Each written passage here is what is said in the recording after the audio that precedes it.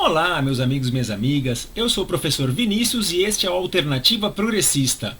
Nosso assunto de hoje é guerra. Mas de qual guerra? Está se falando muito da guerra da Ucrânia com a Rússia, uma guerra que acontece no continente europeu, continente esse que sempre forjou a história e a cultura do Ocidente. Mas essa não é a única guerra que acontece no mundo. Mas, por acontecer num continente que sempre forjou a história e a cultura do Ocidente, esta guerra ela está sendo muito visada. No entanto, acontecem guerras, revoluções, ocupações, opressões civis, né, e militares em diversas partes do mundo que elas são ocultas, né? Elas são ocultadas pela grande mídia nacional e até pela mídia internacional. E por quê? Vamos fazer um paralelo aqui, por exemplo, da guerra da Ucrânia com a Rússia em relação ao que acontece no Iêmen. O que foi o estopim para a guerra da Rússia? Bom, vamos trazer a tempos mais antigos. Existiam dois blocos, né, depois da Segunda Guerra Mundial, existiam dois blocos que dominavam, né, partes do mundo, o bloco capitalista liderado pelos Estados Unidos e o bloco comunista liderado pela União Soviética. Cada um desses blocos tinha bases, alianças militares. No caso do bloco ocidental, liderado pelos Estados Unidos, a OTAN. No caso da União Soviética, liderado pela União Soviética, no caso do bloco socialista, liderado pela União Soviética, existia o Pacto de Varsóvia, e esses pactos militares, eles de certa forma conseguiram manter uma paz armada durante o período da Guerra Fria. Bem, o que acontece depois? O que acontece no final do século XX? A Guerra Fria acaba, os Estados Unidos, né, o capitalismo vence, digamos assim, esta disputa ideológica entre comunismo e capitalismo, e o Pacto de Varsóvia se dissolve, bem como a União Soviética também se dissolve em 15 repúblicas, e o socialismo deixa de existir no leste europeu enquanto ideologia. O que acontece a partir daí? Embora o Pacto de Varsóvia ele tenha se dissolvido, né, essa aliança militar dos comunistas tenha se dissolvido, a OTAN jamais deixou de existir. Pior que isso, ela foi se ampliando, né? Ela ampliou inclusive para ex-repúblicas soviéticas, como é o caso da Lituânia, da Letônia e da Estônia, né? A Polônia, que era uma zona de influência soviética, aí era uma das pertencentes do Pacto de Varsóvia, hoje faz parte da OTAN. E conforme ela vai se expandindo próximo às fronteiras da Rússia, quando o Vladimir Putin, que de bonzinho também não tem nada, ele então declara guerra, grosso modo isso, né, declara guerra então à Ucrânia, porque a Ucrânia ela entra em negociações para participar da OTAN. Então, grosso modo, o que acontece? A Rússia ela não quer um grande país, né? Vale lembrar que a Ucrânia ela é o segundo maior país em termos de extensão territorial da Europa, ele só é menor que a própria Rússia. Então a Rússia não quer um país, um grande país que esteja alinhado com o Ocidente nas suas fronteiras.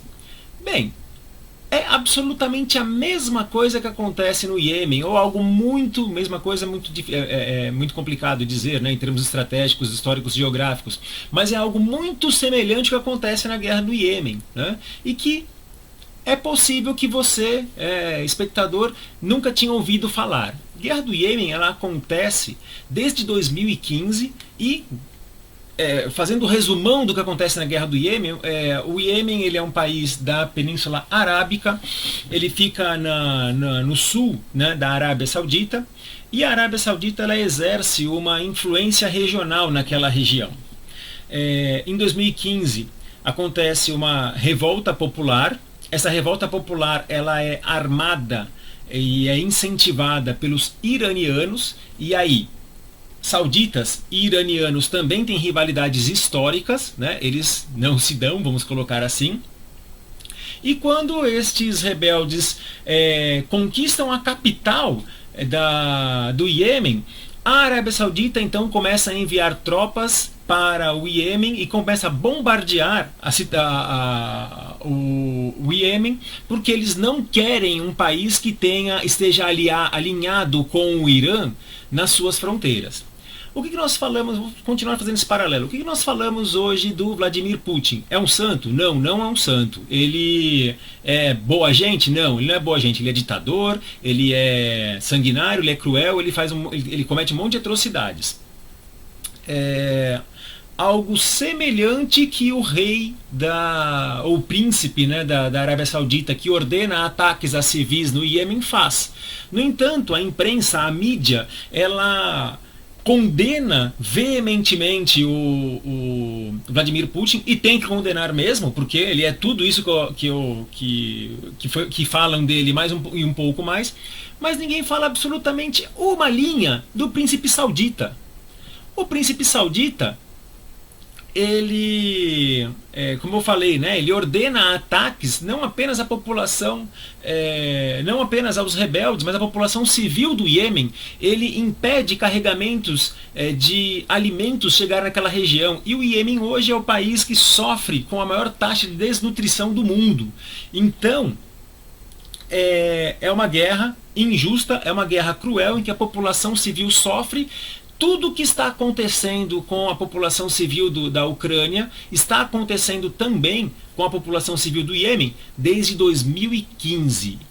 E pouco sabemos disso, né? Pouco se fala.